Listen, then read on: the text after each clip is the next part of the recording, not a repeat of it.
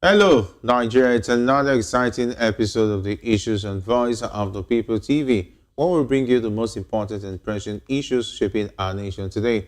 I am your host, Jerry Alpenhai. Today on the issues, we'll track the most critical political flashpoints shaping Nigeria's future and ask, who's really driving change? And the People's Democracy, pressure is mounting as 2027 looms. Party spokesman Daniel Bala says that the door remains open.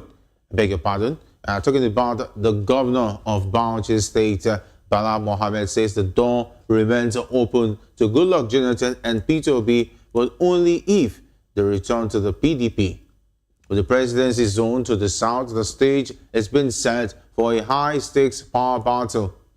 But no, not everyone is buying into political personalities. Activist Dele Farotimi says it's time to stop waiting for a messiah. His message to Nigerians: look in the mirror. Your salvation is on you. He is calling for urgent electoral reforms and citizen action before 2027, warning that without them, any coalition is labor in vain. And in Osun State, alarm bells are ringing. INEC's claim that 393,823 voters pre-registered in just 1 week has sparked demands for a forensic audit. The PDP and ADC call it statistically impossible. If true, this could undermine the entire voter database and raise serious questions about 2027 preparations. All right, stay tuned. After this short break, we'll dig deeper into these topics and more. Don't go away.